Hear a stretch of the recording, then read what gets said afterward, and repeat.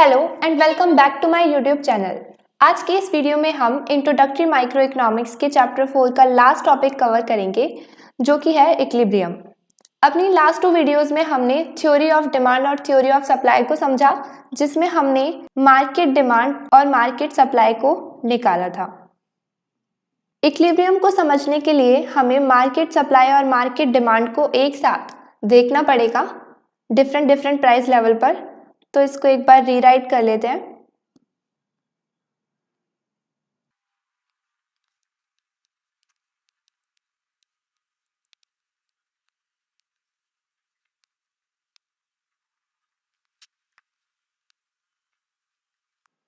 हम यहाँ पे देख सकते हैं कि जैसे जैसे हमारा प्राइस इंक्रीज हो रहा है वैसे वैसे जो मार्केट की डिमांड है वो कम हो रही है और वैसे वैसे मार्केट की जो सप्लाई है वो इंक्रीज हो रही है।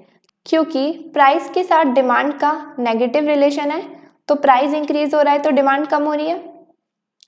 सिमिलरली प्राइस के साथ सप्लाई का पॉजिटिव रिलेशन है, प्राइस इंक्रीज हो रहा है तो सप्लाई भी इंक्रीज हो रही है। अब अगर हम यहाँ पे एक और चीज़ नोटिस करें तो हम देख सकते हैं कि जब हमारा प्राइस 2 रुपीज़ है तो वहाँ पे जो हमारी मार्केट डिमांड है वो 7 है और जो हमारी मार्केट सप्लाई है वो भी 7 है। तो जब भी हमारी मार्केट डिमांड मार्केट सप्लाई के इक्वल होगी उस पॉइंट को हम बोलते हैं इक्विलिब्रियम पॉइंट। इक्विलिब्रियम पॉइंट पे जो हमारा प्राइस होता है उसको हम बोलते हैं इक्विलिब्रियम प्राइस, या फिर हम उसे बोलते हैं मार्केट क्लियरिंग प्राइस। और जहाँ पे हमारी मार्केट डिमांड और मार्केट सप्लाई इक्वल होगी, दैट मीन्स कि मार्केट में जितने बायर्स डिमांड कर रहे हैं उतने ही सेलर्स सप्लाई कर रहे हैं, क्वांटिटी बिल्कुल सेम है, तो इस क्वांटिटी को जो बायर्स खरीद रहे हैं और जो सेलर्स सेल कर रहे हैं वो दोनों इक्वल हैं। और उस पॉइंट पे जहाँ पे हमारा मार्केट सप्लाई मार्केट डिमांड के इक्वल होता है वहाँ पर हम इक्विलिब्रियम क्वांटिटी को सेल कर रहे होते हैं। इसको हम डिनोट करते हैं EQ से, इसको हम EP बोल सकते हैं। तो जिस प्राइस पर हमारी मार्केट डिमांड और मार्केट सप्लाई इक्वल होती है उस पॉइंट को हम बोलते हैं इक्विलिब्रियम पॉइंट, और वहाँ पर जो हमारी क्वांटिटी होती है वो होती है इक्विलिब्रियम क्वांटिटी, और जो प्राइस होता है वो होता है इक्विलिब्रियम प्राइस। अब अगर हम देखें 2 रुपीज़ से ऊपर वाले प्राइस, मतलब 2 रुपीज़ से कम वाले प्राइस, तो यहाँ पे हम देख सकते हैं कि जो मार्केट डिमांड है वो हर केस में मार्केट सप्लाई से ज़्यादा है। तो इन सब केसेस में हम देख सकते हैं कि जो हमारी मार्केट की डिमांड है वो ज़्यादा है मार्केट की सप्लाई से। हम बोल सकते हैं कि यहाँ पे हमारी एक्सेस डिमांड है, डिमांड ज़्यादा है सप्लाई से, तो वो एक्सेस डिमांड है। एक्सेस डिमांड का क्या मतलब हुआ कि जो बायर्स हैं वो डिमांड ज़्यादा कर रहे हैं लेकिन जो सेलर्स हैं वो सप्लाई कम कर रहे हैं। तो हम यहाँ पे ये भी बोल सकते हैं कि यहाँ पे मार्केट में शॉर्टेज है गुड्स की, क्योंकि जो सेलर्स हैं वो कम गुड्स सेल कर रहे हैं और जो मार्केट में डिमांड है वो ज़्यादा है। सिमिलरली अगर हम 2 प्राइस से नीचे वाले प्राइस देखें जहाँ पर हमारा प्राइस 2 से ज़्यादा है, तो इस केस में क्या हो रहा है, हमारा जो मार्केट सप्लाई है वो दोनों केसेस में ज़्यादा है मार्केट डिमांड से। तो यहाँ पर हम बोल सकते हैं कि यहाँ पे हमारी मार्केट डिमांड कम है और मार्केट सप्लाई ज़्यादा है। इस केस में क्या है, हमारी एक्सेस सप्लाई है, सप्लाई ज़्यादा है और डिमांड कम है। जब भी हमारी मार्केट सप्लाई ज़्यादा होगी मार्केट डिमांड से तो हमारी एक्सेस सप्लाई होगी। एक्सेस सप्लाई का मीनिंग क्या हो रहा है कि हमारी मार्केट में जो सेलर्स हैं वो तो ज़्यादा बेच रहे हैं बट जो बायर्स हैं वो डिमांड कम कर रहे हैं। तो हम ये भी बोल सकते हैं कि यहाँ पे हमारी जो गुड्स हैं वो सरप्लस है। सरप्लस मतलब कि ज़्यादा, और यहाँ पे ऊपर वाले केस में हमारे जो गुड्स थे उनकी शॉर्टेज हो रही थी। अब अगर हम इस पूरे सिनेरियो को डायग्राम के थ्रू समझें तो उसे देखते हैं एक बार।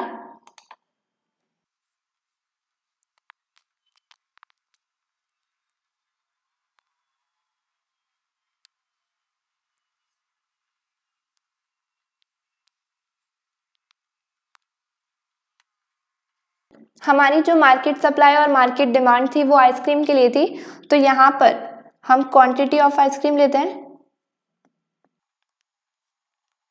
हम यहाँ पे देखेंगे एक्स एक्सिस पे कि कितनी क्वांटिटी ऑफ आइसक्रीम डिमांड हो रही है और सप्लाई हो रही है। अगर हम वाई एक्सिस की बात करें तो हम यहाँ पे प्राइस लेते हैं, तो हमने यहाँ पे ले लिया प्राइस फॉर आइसक्रीम। नाउ अब अगर हम मार्केट डिमांड बनाएं तो जीरो प्राइस पर आइसक्रीम की डिमांड मार्केट में हो रही थी 19 यूनिट्स की। जैसे ही प्राइस इंक्रीज हुआ तो डिमांड कम हो गई और वो हो गई 16 यूनिट्स की। जैसे ही प्राइस और इंक्रीज हुआ तो डिमांड और कम हो गई। जैसे ही प्राइस इंक्रीज हुआ तो डिमांड और कम हो गई। जैसे ही प्राइस इंक्रीज हुआ तो डिमांड और कम हो गई। जैसे ही प्राइस इंक्रीज हुआ तो डिमांड और कम हो गई। और जैसे ही प्राइस 3 हुआ तो डिमांड 1 यूनिट की हो गई। अब अगर हम इन सब डॉट्स को ज्वाइन करें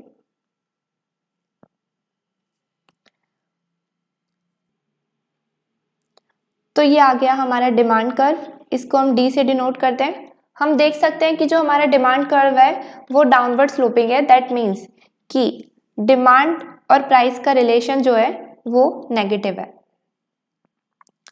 अब अगर हम मार्केट सप्लाई को ड्रॉ करें, 0 पे हमारी मार्केट सप्लाई 0 थी, 0.5 पे भी 0 थी।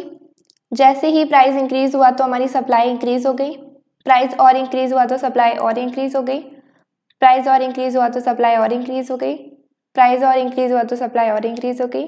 जैसे ही प्राइस 3 हुआ तो हमारी जो मार्केट सप्लाई है वो 13 यूनिट्स की हो गई। अब अगर हम इन डॉट्स को ज्वाइन करें तो ये हमारा सप्लाई कर्व आ गया। ये अगेन अपवर्ड है, तो अपवर्ड रिलेशन जो शो करता है वो ये शो करता है कि सप्लाई और प्राइस में पॉजिटिव रिलेशन है। अब अगर हम नोटिस करें तो जो ये पॉइंट है यहाँ पे हमारी सप्लाई और डिमांड इंटरसेक्ट हो रही है, तो ये हमारा पॉइंट ऑफ इक्विलिब्रियम है। यहाँ पे हम देख सकते हैं कि जो क्वांटिटी है वो 7 है, सप्लाई की भी और डिमांड की भी। तो इस क्वांटिटी को हम बोलते हैं इक्विलिब्रियम क्वांटिटी, और यहाँ पे जो प्राइस है उसको हम बोलते हैं इक्विलिब्रियम प्राइस। अब अगर हम इससे ऊपर का प्राइस देखें, मतलब इससे हाई प्राइस देखें, मान लो हमने ले लिया 2.5, तो यहाँ पे अगर हम लाइन ड्रॉ करें तो यहाँ पे हम देख सकते हैं कि जो हमारी सप्लाई है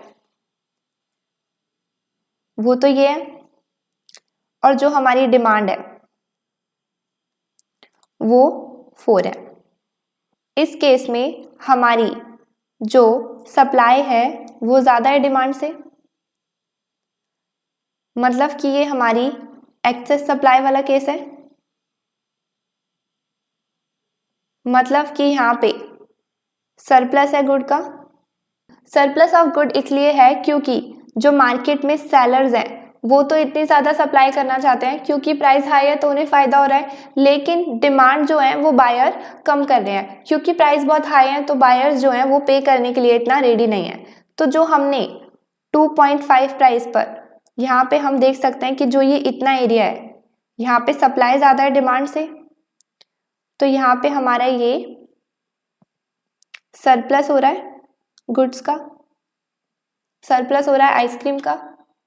सिमिलरली अगर हम देखें 2 से कम का प्राइस लें, मान लो 1.5, तो यहाँ पे डिमांड से जहाँ इंटरसेक्ट हो रही है वहाँ पर मार्केट में इस बार डिमांड 10 यूनिट्स की है, और जहाँ पे सप्लाई कर्व से इंटरसेक्ट हो रही है वहाँ पे इस बार सप्लाई मार्केट में 4 यूनिट्स की है।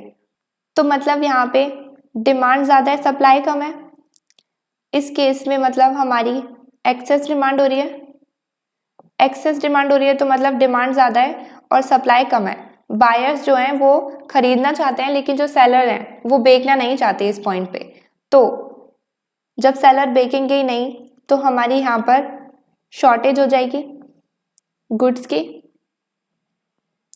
तो हम अगर इन दोनों के बीच का डिफरेंस देखें डिमांड और सप्लाई का, तो यहाँ पे हमारी शॉर्टेज हो रही है, या फिर हम बोल सकते हैं कि यहाँ पे हमारा एक्सेस डिमांड हो रही है। बट यूजुअली क्या होता है, ऐसे एक्सेस डिमांड और सप्लाई होती नहीं है, क्योंकि law of demand and supply से ऑटोमेटिकली जो है हमारा इक्विलिब्रियम पॉइंट और इक्विलिब्रियम क्वांटिटी ही एडजस्ट हो जाती है। वो कैसे, उसे समझते हैं। मान लो कि हमारी एक्सेस सप्लाई हो रही थी, मतलब कि हमारी गुड्स की सरप्लस थी, गुड्स हमारे बहुत ज़्यादा थे, सप्लाई ज़्यादा थी तो गुड्स भी ज़्यादा थे। एक्सेस सप्लाई कौन सा केस होता है, जब हमारी सप्लाई ज़्यादा होती है डिमांड से, तो बायर्स तो खरीदना नहीं चाहते लेकिन सेलर्स बेच रहे हैं ज़्यादा, तो यहाँ पे ऑटोमेटिकली जो हमारे गुड्स हैं वो ज़्यादा है। अब इस केस में जो सेलर्स हैं वो तो बेचना चाहते हैं, तो हम यहाँ पे लिख देते हैं sellers want to sell but can not, क्योंकि जो बायर्स हैं वो खरीदना नहीं चाहते, क्योंकि जो एक्सेस सप्लाई है वो कौन से फेस में हो रही है, जहाँ पे हमारा जो प्राइस है वो हाई है, हाई प्राइस पे बायर खरीदना नहीं चाहते लेकिन सेलर बेचना चाहते हैं। तो सेलर बेचना तो चाहते हैं बट वो बेच नहीं पा रहे। बेच इसलिए नहीं पा रहे क्योंकि बिकॉज जो हमारा प्राइस है वो हाई है। तो इसके बदले में जो सेलर हैं वो क्या रिस्पॉन्ड करते हैं, वो देखते हैं कि हमारी तो कुछ सेल ही नहीं हो रही, लोग खरीद ही नहीं रहे हैं, तो जो सेलर्स हैं वो अपना प्राइस जो है ना कम करने लग जाते हैं। तब तक कम करते रहते हैं जब तक हमारा जो प्राइस है वो इक्विलिब्रियम प्राइस के इक्वल ना हो जाए। अब इक्विलिब्रियम प्राइस पे हमने देखा हुआ है कि जो हमारी सप्लाई है वो डिमांड के इक्वल है।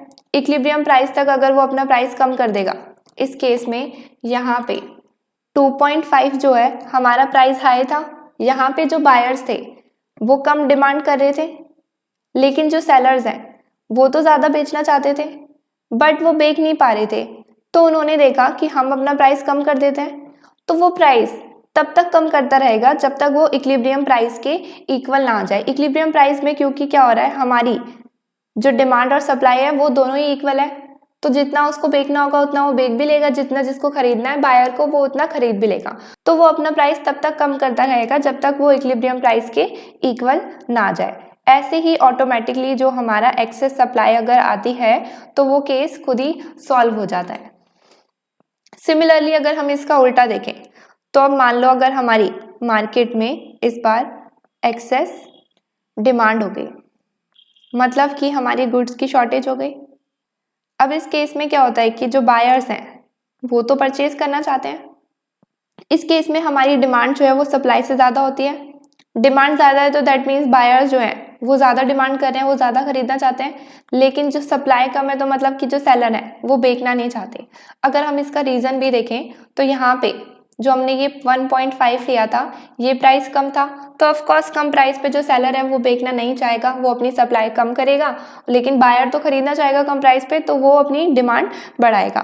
तो इस केस में इसलिए हमारी डिमांड ज़्यादा है सप्लाई से, तो इस केस में क्या हो रहा है, जो बायर है वो तो परचेज करना चाहता है, buyer want to purchase but can not again, और अगर वो खरीद भी रहा है तो उसको क्या करना पड़ रहा है, उसको वेट करना पड़ रहा है इन लॉन्ग लाइन्स, लंबी लाइनों में उसे खड़ा होना पड़ रहा है खरीदने के लिए, क्योंकि जो हमारी सप्लाई है वो लिमिटेड है। हमारी जो सप्लाई है, एक सेकेंड, हाँ, हमारी जो सप्लाई है वो लिमिटेड है, तो कुछ ही लोगों को मिलेगा। जो भी सामान है, हमारी आइसक्रीम का एग्जांपल है, तो आइसक्रीम मान लो 50 ही हैं और उसको 100 लोग आके लाइन में खरीद रहे हैं, तो ऑफकोर्स जो पहले 50 आ जाएंगे उन्हीं को आइसक्रीम मिलेगी।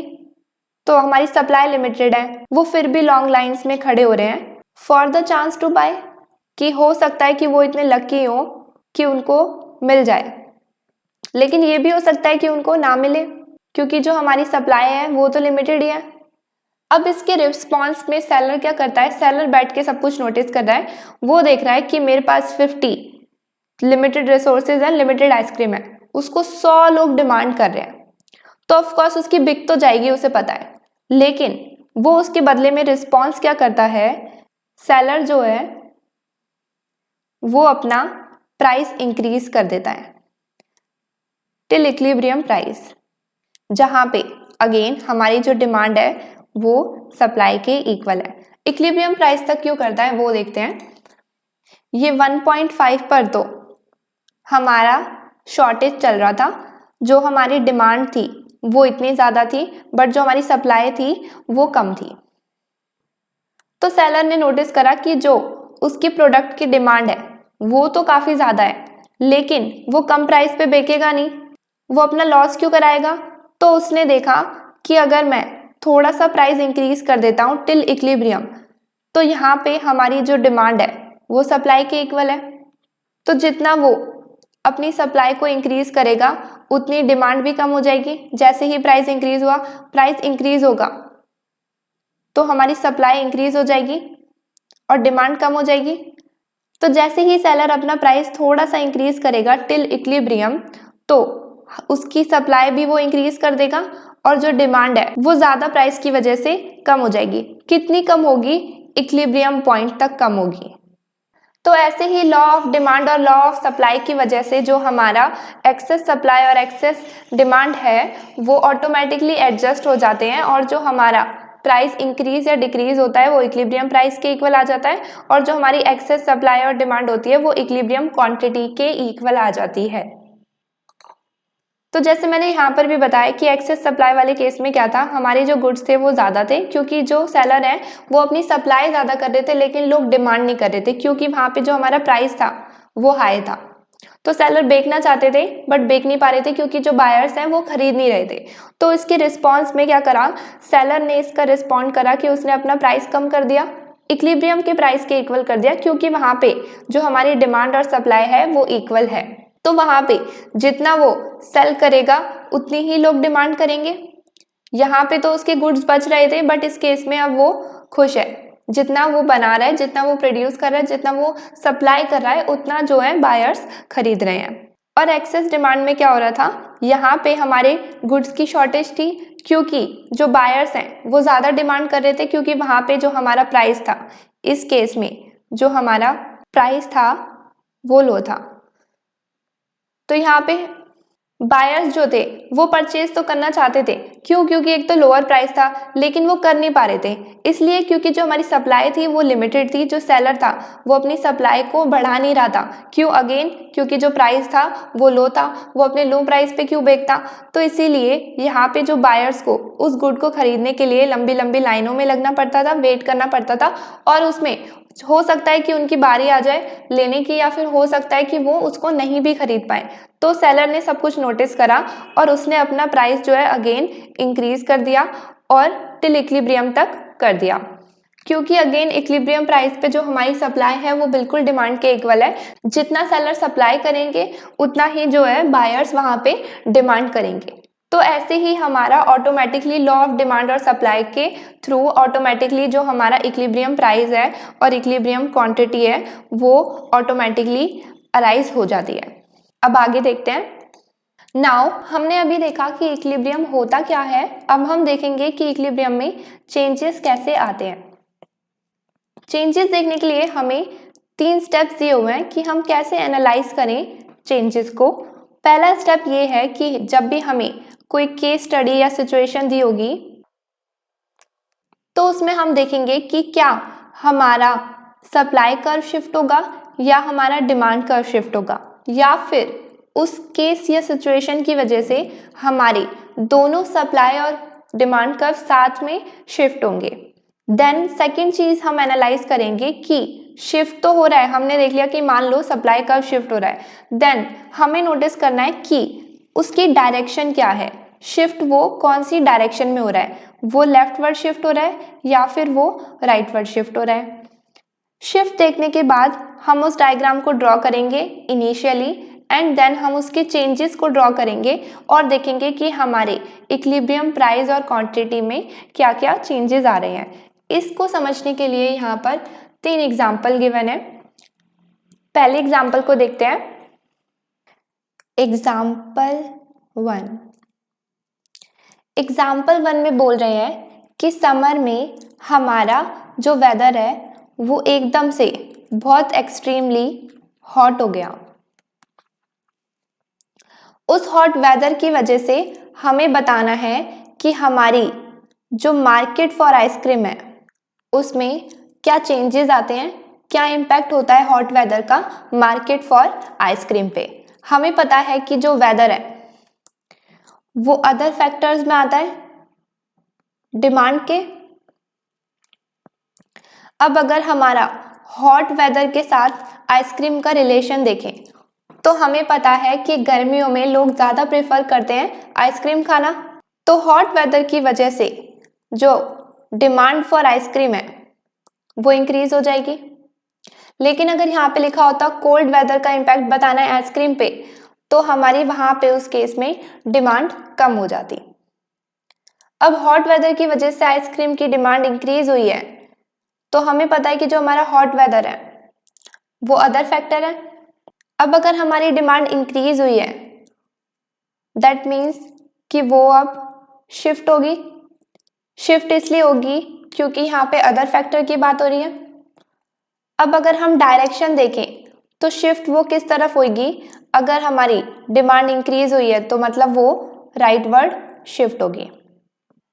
हमारे एनालिसिस के पॉइंट 1 में हम एनालाइज कर रहे थे कि हमारी जो गिवन कंडीशन है उसकी वजह से हमारी डिमांड शिफ्ट होगी या फिर सप्लाई शिफ्ट होगी या फिर दोनों ही शिफ्ट होंगे। तो इस केस में क्या हो रहा है, हमारी जो डिमांड है, डिमांड में चेंजेस आ रहे हैं, डिमांड इंक्रीज हो रही है तो डिमांड शिफ्ट हो रही है। पॉइंट 2 में हम देखते थे कि जो भी शिफ्ट हो रहा है वो कौन सी डायरेक्शन में शिफ्ट हो रहा है। तो हमें पता है कि इसमें हमारी डिमांड इंक्रीज हो रही है तो वो राइटवर्ड शिफ्ट हो रही है। शिफ्ट की बात हम इसलिए कर रहे हैं क्योंकि यहाँ पे हमारे चेंजेस जो हैं वो उसके खुद के प्राइस में नहीं आ रहे हैं बट अदर फैक्टर्स में आ रहे हैं। अब हमारी यहाँ पे डिमांड इंक्रीज हो गई और राइटवर्ड शिफ्ट हो गया, डायरेक्शन भी पता चल गई। अब इसके बाद थर्ड पॉइंट में हम दोनों सिचुएशन को कंपेयर करते थे ड्रॉ करके। अब अगर हम पहली सिचुएशन को कंपेयर करें तो मान लो ये हमारा यहाँ पे क्वांटिटी फॉर आइसक्रीम है, ये यहाँ पे हमारा प्राइस फॉर आइसक्रीम है। हमने यहाँ पे ये सप्लाई कर्व ड्रॉ कर दिया, अपवर्ड स्लोपिंग है जो, यहाँ पे हमने डिमांड कर्व ड्रॉ कर दिया। ओके, यहाँ पे जहाँ ये दोनों इंटरसेक्ट कर रहे हैं ये हमारा इक्विलिब्रियम पॉइंट है। अभी इस पॉइंट पे जो क्वांटिटी सेल हो रही है वो इक्विलिब्रियम क्वांटिटी है, तो उसको अभी फिलहाल के लिए क्यों ले लेते हैं। यहाँ पे जो इक्विलिब्रियम प्राइस है उसको हम फिलहाल के लिए ले लेते हैं P। तो ये थी हमारी इस केस से पहले की सिचुएशन। अब अगर इस केस की वजह से हमारा डिमांड कर्व राइटवर्ड शिफ्ट हो रहा है तो हम अपने डिमांड कर्व को राइटवर्ड शिफ्ट कर देते हैं।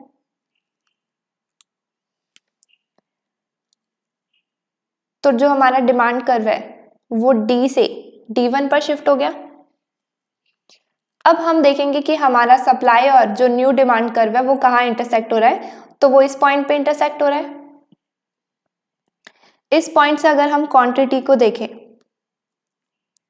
तो जो हमारी क्वांटिटी है न्यू इक्विलिब्रियम क्वांटिटी जो है वो Q1 हो गई। हमारी जो क्वांटिटी ऑफ फॉर आइसक्रीम है वो इंक्रीज भी हो गई। अब अगर हम अपना न्यू इक्विलिब्रियम प्राइस देखें तो वो हमने यहाँ पे ले लिया P1। हम देख सकते हैं कि हमारा प्राइस भी जो है वो इंक्रीज हो गया। तो आफ्टर सिचुएशन हमारा जो प्राइस है और जो हमारी क्वांटिटी है वो दोनों ही इंक्रीज हो गई। हमारी जो पहली सिचुएशन थी उसको हमने ले लिया पॉइंट A, आफ्टर जो हमारा इक्विलिब्रियम पॉइंट बना वो हमने ले लिया B। अब अगर हम डिमांड कर्व को देखें from point A to B तो हम देख सकते हैं कि जो हमारा डिमांड कर्व है वो शिफ्ट हो रहा है राइटवर्ड। राइटवर्ड शिफ्ट क्यों हो रहा है, अदर फैक्टर्स की वजह से। अदर फैक्टर में भी अगर हम और स्पेसिफिकली बोले तो वेदर कंडीशन चेंज होने की वजह से। अदर फैक्टर की वजह से हमारी जो डिमांड है वो इंक्रीज हो रही है, तभी तो राइटवर्ड शिफ्ट हो रहा है। तो हम इस केस में बोल सकते हैं कि हमारा ये वाला जो केस है ये है इंक्रीज इन डिमांड वाला केस, और हम बोल सकते हैं कि ये हमारा चेंज इन डिमांड को शो करता है। जब भी हमारे अदर फैक्टर की वजह से डिमांड में चेंजेस आते हैं तो वो चेंज इन डिमांड को शो करता है। सिमिलरली अगर हम सप्लाई कर्व को देखें अब, तो supply curve from A to B, supply curve, demand curve तो हमारा यहाँ पे शिफ्ट हो गया था, सप्लाई कर्व तो हमारा चेंज ही नहीं हुआ, हमारा सेम सप्लाई कर्व से ए टू बी जो है अपवर्ड मूवमेंट हो गई। तो सप्लाई कर्व में ए टू बी हमारी मूवमेंट हुई अपवर्ड।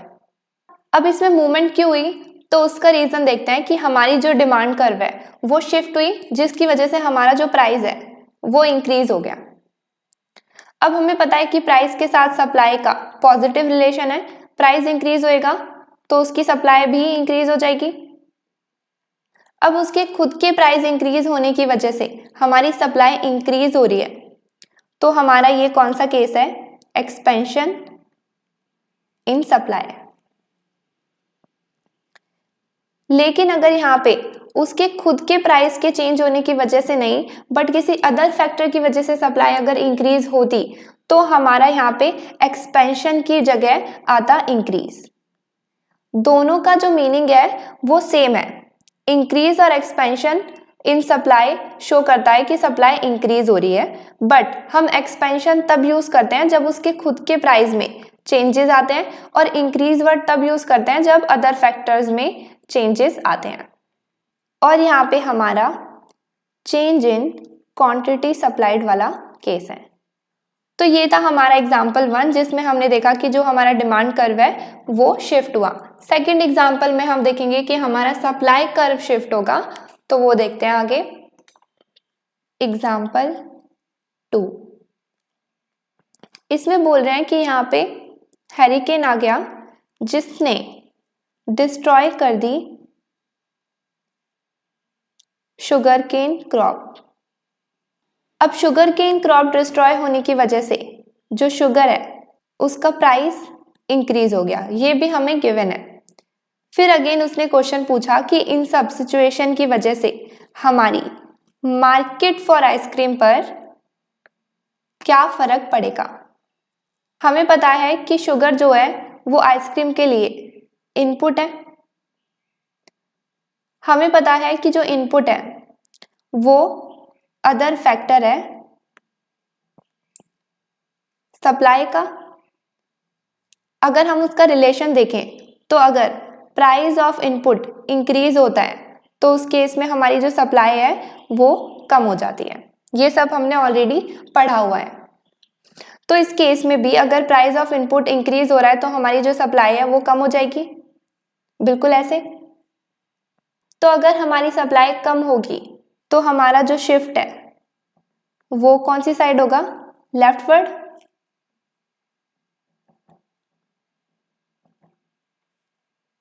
नाउ अब अगर हम इसको एनालाइज करें तो पॉइंट 1 में हमने देख लिया कि हमारा जो शिफ्ट है वो क्या हो रहा है, सप्लाई।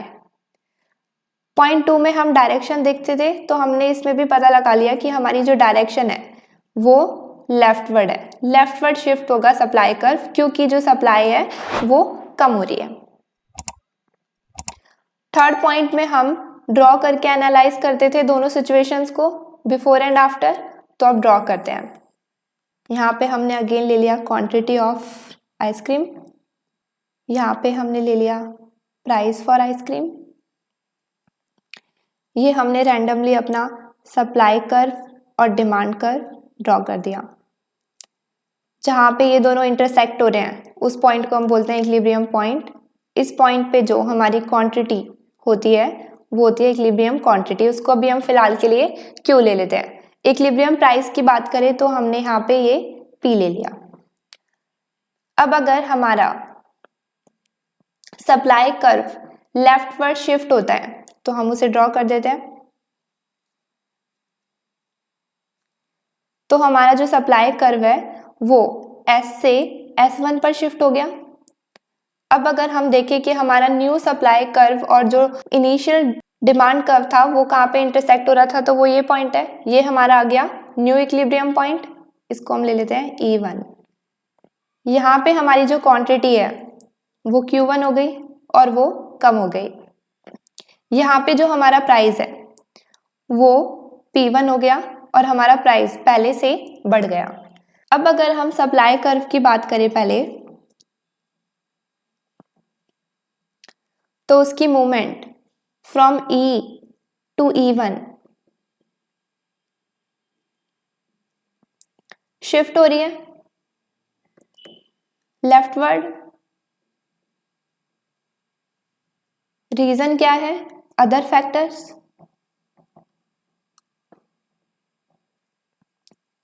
जब भी शिफ्ट होता है तो मतलब अदर फैक्टर्स की वजह से होता है, क्योंकि मूवमेंट होती है जब उसके खुद के प्राइस में चेंज आता है।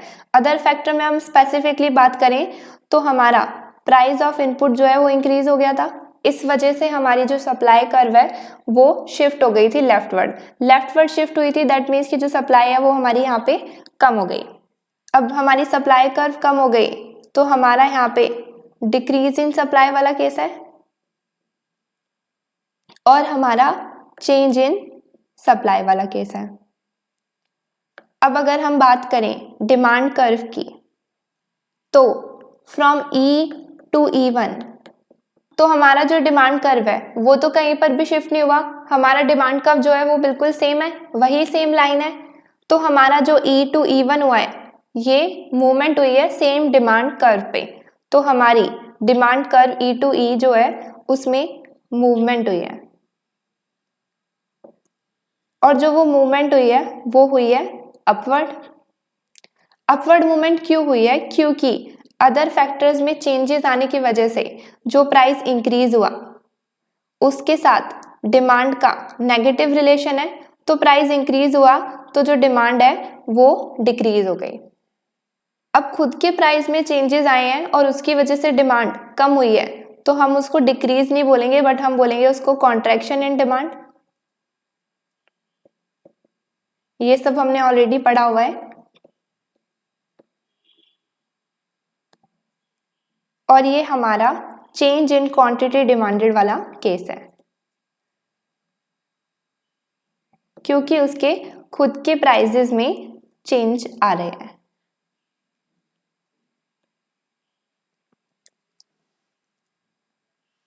तो ये था हमारा एग्जाम्पल 2। अब अगर हम अपना एग्जाम्पल 2 को देखें तो हमारा जब सप्लाई कर्व लेफ्टवर्ड शिफ्ट हुआ तो हमारा यहाँ पे प्राइस तो इंक्रीज हुआ बट क्वांटिटी जो है वो कम हो गई। ओवरऑल तो ये चेंजेस आए, लेकिन अगर हम अपना एग्जाम्पल 1 देखें तो यहाँ पे क्या हुआ, डिमांड जब राइटवर्ड शिफ्ट हुई तो उसमें हमारा प्राइस भी इंक्रीज हुआ और क्वांटिटी भी इंक्रीज हुई। यहाँ पे ओवरऑल ये चेंजेस आए।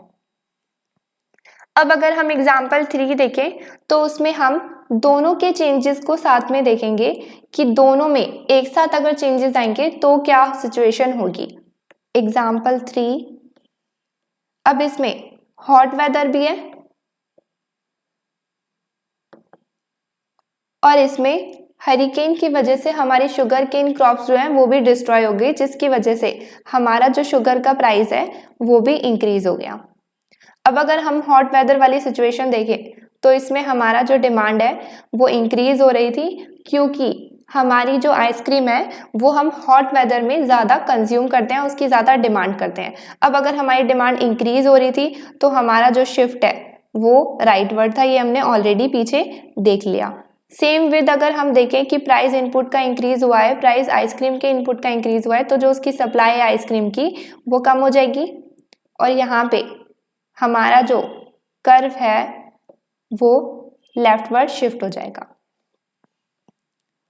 क्वेश्चन में बताना भूल गई, सेम वही है कि हमें इन दोनों का इम्पैक्ट बताना है अब कि मार्केट फॉर आइसक्रीम पर क्या इम्पैक्ट होगा अगर हमें दोनों सिचुएशन साथ में दे दी जाए तो। अगेन अब हम एनालाइज करें तो पॉइंट 1 में हमें देखना था कि शिफ्ट क्या हो रहे हैं, तो इस सिचुएशन में दोनों शिफ्ट हो रहे हैं। सेकंड पॉइंट अगर हम बात करें डायरेक्शन की, तो हमने ऑलरेडी डायरेक्शन मैंने लिख दिया है कि कहाँ कहाँ पर कौन सा शिफ्ट होगा curve. Third situation again draw करने की है। तो इसमें ड्रॉ जो कर रहे हैं ना हम, इसमें दो सिचुएशंस अराइज होती हैं। हमें नहीं पता कि जो ये लेफ्ट वर्ड है और राइट वर्ड है ये कितना कितना शिफ्ट हो रहा है, तो इसलिए ड्रॉ करने के लिए हमने दो सिचुएशन लिए हैं। यहाँ पे दो केस लिए हैं, केस 1 और केस 2। केस 1 की अगर हम बात करें तो हमारे इस सिचुएशन में पूरे एग्जाम्पल में दोनों कर्व शिफ्ट हो रहे हैं, एक हो रहा है लेफ्ट वर्ड, एक हो रहा है राइट वर्ड। बट हम केस 1 में लेकर चलते हैं कि जो हमारा डिमांड कर्व है वो ज़्यादा शिफ्ट हो रहा है, और जो हमारा डिमांड कर्व है वो ज़्यादा शिफ्ट हो रहा है राइट वर्ड, क्योंकि वो राइट वर्ड डायरेक्शन में ही शिफ्ट हो रहा है। अगर हम सप्लाई की बात करें तो केस 1 में हमने लिया हुआ है कि वो लेस शिफ्ट हो रहा है, और वो कौन सी डायरेक्शन में शिफ्ट हो रहा है वो भी लिख लेते हैं यहाँ पे, लेफ्ट वर्ड। अगर हम केस 2 की बात करें तो केस 2 में हम ले रहे हैं कि जो हमारा सप्लाई कर्व है वो इस बार ज़्यादा शिफ्ट हो रहा है, और जो डिमांड कर्व है वो इस बार लेस शिफ्ट हो रहा है। डायरेक्शन इसकी मेंशन कर देते हैं, यहाँ पे ये राइट वर्ड शिफ्ट होगा और ये यहाँ पे लेफ्ट वर्ड। नाउ अगर हम केस 1 ड्रॉ करें तो मान लो ये हमारा इनिशियल डायग्राम है। इसमें इस बार मैं लेबल नहीं कर रही प्राइस और क्वांटिटी को, तो यहाँ पे हमारा ये सप्लाई कर्व है, ये यहाँ पे हमारा डिमांड कर्व है। केस 1 में बोला हुआ है कि हम डिमांड कर्व को ज़्यादा शिफ्ट करेंगे और सप्लाई कर्व को कम शिफ्ट करेंगे। तो डिमांड कर्व राइटवर्ड शिफ्ट हो रहा है, तो मैंने इसको ले लिया ऐसे, वो डी से हो गया D1, इस डायरेक्शन में शिफ्ट हो गया राइटवर्ड। अगर हम सप्लाई कर्व की बात करें तो वो लेफ्टवर्ड शिफ्ट होगा, और केस 1 में हमने लिया उसे कि वो लेस शिफ्ट होगा, तो हम उसे बिल्कुल थोड़ा सा ही शिफ्ट कर देते हैं। तो हमारा जो सप्लाई कर्व है वो S से चला गया S1। अब अगर हम पहले अपने इनिशियल प्राइस और क्वांटिटी को देखें तो जहाँ पे हमारा इनिशियल सप्लाई और डिमांड कर्व शिफ्ट हो रहे थे पॉइंट E पर, वहाँ पे हमारी क्वांटिटी मान लो Q थी इक्विलिब्रियम और प्राइस इक्विलिब्रियम था P। आफ्टर सिचुएशन जो हमारे न्यू डिमांड कर्व और सप्लाई कर्व है वो यहाँ पे इंटरसेक्ट कर रहे हैं। इस पॉइंट को हम ले लेते हैं E1, न्यू इक्विलिब्रियम पॉइंट है ये। यहाँ पे अगर हम इसकी क्वांटिटी देखें तो इक्विलिब्रियम क्वांटिटी जो है वो Q1 है, और वो क्वांटिटी जो है वो इंक्रीज हो गई पहले से। अब अगर हम प्राइस देखें तो अगेन वो P1 है, न्यू इक्विलिब्रियम प्राइस, और प्राइस भी जो है वो पहले के कंपैरिजन में इंक्रीज हो गया। अब हमारी जो डिमांड कर्व है वो इंक्रीज तो हो रही थी राइटवर्ड जाके, बट हमने अगर डिमांड कर्व ज़्यादा शिफ्ट करी है तो वो लार्जर या फिर ज़्यादा इंक्रीज हो रही है, हम बोल सकते हैं मोर इंक्रीज हो रही है। और जो हमारी सप्लाई कम हो रही है लेफ्टवर्ड शिफ्ट होके, तो हमने उसका जो लेफ्टवर्ड शिफ्ट है वो बिल्कुल लेस करा है, तो हम बोल सकते हैं कि हमारी जो सप्लाई कम हो रही है वो लेस कम हो रही है। हम देख सकते हैं कि इस सिचुएशन में हमारा जो प्राइस है वो इंक्रीज हो रहा है और क्वांटिटी भी साथ में उसके इंक्रीज हो रही है। अब अगर हम केस 2 देखें ना तो उसमें हमारा बिल्कुल ही डिफरेंट रिजल्ट आएगा। केस 2,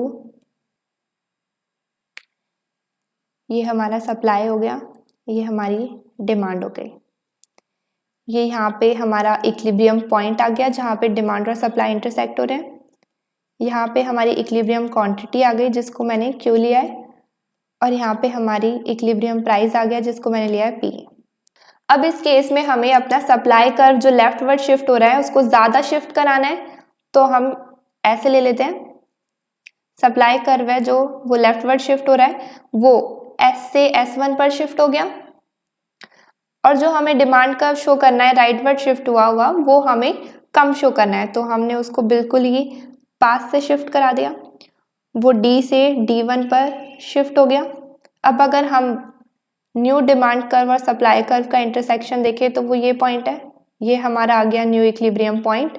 अगर हम इस पर क्वांटिटी देखें तो हमारी ये Q1 क्वांटिटी है, अगर हम इस पर प्राइस देखें तो हमारा ये P1 प्राइस है। प्राइस जो है वो पहले की सिचुएशन से अब ज़्यादा बढ़ गया, लेकिन जो क्वांटिटी है वो इस केस में कम हो गई। हमारा जो डिमांड कर्व है वो इंक्रीज हो रहा था, बट इस केस में हमने उसको कम शिफ्ट करा है, तो वो मतलब यहाँ पे इंक्रीज तो हो रहा है डिमांड हमारी, बट कम इंक्रीज हो रही है। सिमिलरली अगर हम सप्लाई को कम कर रहे थे, जो लेफ्टवर्ड शिफ्ट कर रहे थे, वो हमने शिफ्ट बहुत ज़्यादा करा, तो हमारी जो सप्लाई है वो कम हो रही है बहुत ज़्यादा।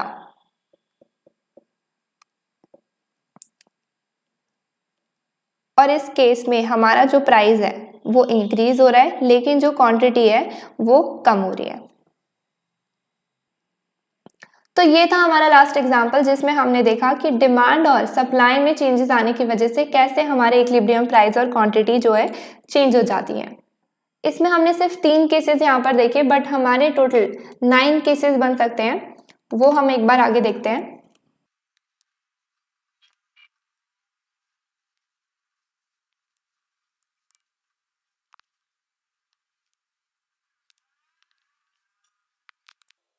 अब अगर हम अपना केस 1 देखें, तो यहाँ पे हमारी सप्लाई में भी कोई चेंज नहीं आया है और डिमांड में भी कोई चेंज नहीं आया है, तो ऑब्वियसली हमारी प्राइस में भी कोई चेंज नहीं आएगा और क्वांटिटी में भी कोई चेंज नहीं आएगा। तो मतलब हमारा जो प्राइस है इस सिचुएशन में वो सेम रहेगा और क्वांटिटी भी सेम रहेगी ना। अब अगर हम अपना सेकंड केस देखें, तो यहाँ पे हमारी सप्लाई में कोई चेंज नहीं आ रहा है, बट हमारी जो डिमांड है वो इंक्रीज हो रही है। तो इसे अगर हम देखें, ये हमारा सप्लाई है, ये हमारी डिमांड है, ये हमारा इक्विलिब्रियम प्राइस है, ये हमारी क्वांटिटी है, ये हमारा इक्विलिब्रियम पॉइंट है। अब हमारी सप्लाई में कोई चेंज नहीं आ रहा है, बट डिमांड हमारी इंक्रीज हो रही है, दैट मीन्स कि वो राइटवर्ड शिफ्ट हो रही है। हमने उसे राइटवर्ड शिफ्ट कर दिया D से D1 पर। हम अपना न्यू इक्विलिब्रियम पॉइंट देखें, तो हमारा न्यू डिमांड कर्व और पुराने सप्लाई कर्व का इंटरसेक्शन ही है। यहाँ पे हमारी जो क्वांटिटी है वो पहले से बढ़ गई और जो हमारा प्राइस है वो भी पहले से इंक्रीज हो गया। तो इस केस में हम देख सकते हैं कि यहाँ पे हमारा जो प्राइस है वो भी इंक्रीज हो जाता है और क्वांटिटी जो है वो भी इंक्रीज हो जाती है। अगर हम बात करें केस 3 की, तो यहाँ पे हमारी अगेन सप्लाई में कोई चेंज नहीं आ रहा है, बट हमारी जो डिमांड है वो कम हो रही है। तो यहाँ पे हमारा ये सप्लाई है, ये डिमांड है, ये हमारा क्वांटिटी है, ये हमारी प्राइस है। अब अगर हम यहाँ पे डिमांड कम करेंगे तो हम उसे लेफ्टवर्ड शिफ्ट कर रहे हैं, हमारी सप्लाई में कोई भी चेंजेस नहीं है, तो उससे सेम रहने देंगे, डिमांड हमारा लेफ्टवर्ड शिफ्ट हो गया। अब अगर हम अपने पुराने सप्लाई कर्व और न्यू डिमांड कर्व का इंटरसेक्शन पॉइंट देखें, तो वो ये है, यहाँ पे हमारी जो क्वांटिटी है वो ये आ रही है, क्वांटिटी हमारी कम हो गई और जो हमारा प्राइस है वो ये आ रहा है, और हमारा प्राइस भी हम देख सकते हैं कि पहले से कम है। तो इस केस में हमारा क्या हो रहा है, प्राइस और क्वांटिटी दोनों ही कम हो रहे हैं। अगर हम बात करें केस 4 की, तो यहाँ पे देखते हैं केस 4 में हमारा ये सप्लाई कर्व है, ये डिमांड कर्व है। केस 4 में हमारे डिमांड कर्व में इस बार कोई भी चेंजेस नहीं आ रहे, बट हमारा जो सप्लाई कर्व है वो इंक्रीज हो रहा है। सप्लाई कर्व अगर इंक्रीज हो रहा है दैट मीन्स कि वो हमारा राइटवर्ड शिफ्ट हो जाएगा। अगर हम अपने पुराने पॉइंट्स को देखें, पुराने इक्विलिब्रियम पॉइंट पर हमारी क्वांटिटी ये थी और हमारा प्राइस जो है वो ये था। अब अगर हम अपना न्यू इक्विलिब्रियम पॉइंट की क्वांटिटी और प्राइस को देखें, तो यहाँ पे हमारी जो क्वांटिटी है वो Q1 हो गई और वो पहले के कंपैरिजन में इंक्रीज हो गई। प्राइस की बात करें तो प्राइस पहले के कंपैरिजन में कम हो गया, तो इस केस में हमारा प्राइस कम हो रहा है और क्वांटिटी बढ़ रही है। तो यहाँ पे हमारा जो प्राइस है वो कम हो रहा है और जो हमारी क्वांटिटी है वो इंक्रीज हो रही है। केस 5 की बात करें तो इसमें हमारे अगेन डिमांड में कोई भी चेंजेस नहीं है, बट हमारी जो सप्लाई है इस बार वो कम हो रही है। केस 4, ये हमारा सप्लाई कर्व है, ये हमारा डिमांड कर्व है, ये हमारी इनिशियल क्वांटिटी है और ये हमारा इनिशियल प्राइस है। डिमांड में कोई भी चेंजेस नहीं है और जो हमारा सप्लाई है वो कम हो रहा है, दैट मीन्स कि वो लेफ्टवर्ड शिफ्ट हो जाएगा, सप्लाई S से S1 पर शिफ्ट हो जाएगी। अगर हम अपने न्यू इक्विलिब्रियम पॉइंट को देखें तो वो ये है, यहाँ पे हमारी जो क्वांटिटी है वो Q1 है और वो पहले के कंपैरिजन में कम हो गई, और जो प्राइस है वो P1 है और वो पहले के कंपैरिजन से बढ़ गया।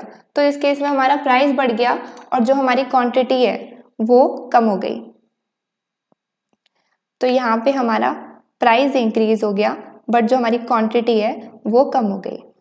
अगर हम केस 6 को ले तो इस केस में हमारी सप्लाई भी इंक्रीज हो रही है और हमारी डिमांड भी इंक्रीज हो रही है।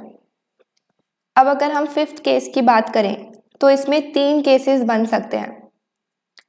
हमारी जो सप्लाई है और जो हमारी डिमांड है वो दोनों ही इंक्रीज हो रही है, बट हमें नहीं पता कि कौन सी ज़्यादा इंक्रीज हो रही है और कौन सी कम इंक्रीज हो रही है। तो हमने 3 केस लिए यहाँ पर, ये हमारा सप्लाई है, ये हमारी डिमांड है, ये इनिशियल क्वांटिटी है, ये इनिशियल प्राइस है। अगेन इसमें भी सेम ड्रॉ कर दिया सब में।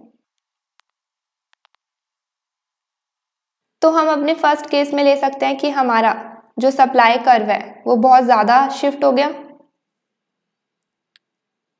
और जो हमारा डिमांड कर्व है वो बहुत ही कम शिफ्ट हुआ। अगर हम इनका इंटरसेक्शन देखें तो वो यहाँ पे आ रहा है, यहाँ पे हमारी जो क्वांटिटी है वो इंक्रीज हो रही है और जो हमारा प्राइस है वो कम हो रहा है। केस 2 की बात करें तो इस बार डिमांड कर्व को ज़्यादा शिफ्ट कर देते हैं और सप्लाई कर्व को कम शिफ्ट कर देते हैं। तो इनका जो इंटरसेक्शन पॉइंट है वो यहाँ पे आ रहा है, यहाँ पे अगेन जो हमारी क्वांटिटी है वो इंक्रीज हो रही है और जो हमारा प्राइस है वो भी इंक्रीज हो रहा है।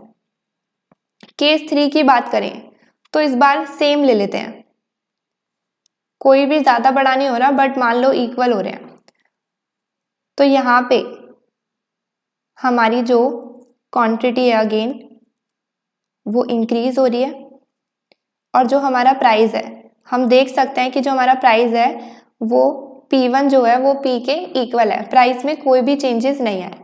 तो हम तीनों केसेस को अगर नोटिस करें तो जो हमारी क्वांटिटी है वो तीनों केसेस में इंक्रीज हो रही है, बट फर्स्ट केस में हमारा जो प्राइस है वो कम हो रहा है, सेकंड केस में हमारा जो प्राइस है वो इंक्रीज हो रहा है, थर्ड केस में हमारा जो प्राइस है वो ना तो इंक्रीज हो रहा और ना ही वो डिक्रीज हो रहा, वो बिल्कुल ही इक्वल है। तो इस केस में हमारा जो क्वांटिटी है वो तो हम बिल्कुल श्योर हैं कि हमने देखा जो हमारी क्वांटिटी है वो हर केस में इंक्रीज हो रही है, पर जो हमारा प्राइस है वो एम्बिगुअस है। एम्बिगुअस मतलब कि जो हमारा प्राइस है हम उसको डिटरमाइन नहीं कर सकते क्योंकि वो हर केस में जो है हमारा प्राइस वो डिफरेंट आ रहा है, वो बिल्कुल सेम नहीं आ रहा। तो इसलिए हम उसको डिटरमाइन कर ही नहीं सकते हैं इस सिचुएशन में, हमें नहीं पता कि हमारा प्राइस जो है वो क्या होगा। अगर हम अपना केस 7 देखें तो यहाँ पे हमारा सप्लाई कम हो रहा है और जो हमारी डिमांड है वो इंक्रीज हो रही है। जो हमारा पीछे थर्ड एग्जाम्पल था वो सेम इसी का एग्जाम्पल है। यहाँ पे क्या हो रहा था, हमारी जो सप्लाई है वो कम हो रही थी और जो हमारी डिमांड है वो इंक्रीज हो रही थी। इसमें थर्ड केस नहीं गिवन, बट अगर हम उसे ड्रॉ भी करें तो यहाँ पे ये हमारा सप्लाई और डिमांड है, हमें डिमांड इंक्रीज करनी थी तो हमने उसे राइटवर्ड शिफ्ट कर दिया, सप्लाई कम करनी थी तो हमें उसे लेफ्टवर्ड शिफ्ट कर दिया। हमने बिल्कुल इक्वल शिफ्ट करा है। इन जो नीचे केसेस थे इसमें हम एक को ज़्यादा शिफ्ट कर रहे थे, एक को कम शिफ्ट कर रहे थे, बट यहाँ पे हमने दोनों को इक्वली शिफ्ट करा। तो हम देख सकते हैं कि जो हमारी क्वांटिटी है वो हमारे इनिशियल और आफ्टर दोनों इक्विलिब्रियम में सेम आ रही है। तो यहाँ पे हमारी क्वांटिटी इंक्रीज हो रही थी, इस केस में हमारी क्वांटिटी कम हो रही थी। अगर हम केस सी देखें तो यहाँ पे हमारी क्वांटिटी जो है वो सेम है। तो क्वांटिटी जो है वो हर केस में डिफर कर रही है, लेकिन जो प्राइस है वो इंक्रीज ही हो रहा है। तो यहाँ पे हम बोल सकते हैं कि जो हमारा प्राइस है वो इंक्रीज हो रहा है, बट इस केस में हमारी जो क्वांटिटी है वो एम्बिगुअस है, मतलब कि हमारी जो क्वांटिटी है उसको हम डिटरमाइन नहीं कर सकते। अब जो बाकी के दो केसेस बचे हैं, केस 8 और केस 9, ये मैं बिल्कुल ड्रॉ करके नहीं दिखाऊंगी, ये आप लोग खुद ड्रॉ करके देख सकते हैं, बट इसकी सिचुएशन मैं आपको बता सकती हूँ कि इस केस में क्या होगा। हमारा जो प्राइस है वो तीनों केसेस में कम आ रहा होगा और जो हमारी क्वांटिटी है वो एम्बिगुअस होगी। सिमिलरली लाइन पॉइंट में हमारी प्राइस जो है वो एम्बिगुअस होगा और जो हमारी क्वांटिटी है वो कम हो रही होगी। अगर आप ये दोनों केसेस खुद से ट्राई करोगे तो आपको बिल्कुल कॉन्सेप्ट भी क्लियर हो जाएगा कि कैसे कैसे हमारा शिफ्ट होता है और कैसे हमारे इक्विलिब्रियम प्राइस और क्वांटिटी में चेंजेस आते हैं। तो इसी के साथ यहाँ पे हमारा चैप्टर एंड होता है। आई होप कि सबको सब कुछ समझ आया होगा। अगर किसी को कोई भी डाउट है तो वो नीचे कमेंट सेक्शन में कमेंट कर सकता है। अगर आपको मेरी वीडियो पसंद आई है तो इसको लाइक, शेयर एंड सब्सक्राइब ज़रूर करें। मिलते हैं हम अब अपनी नेक्स्ट वीडियो में, तब तक के लिए बाय बाय।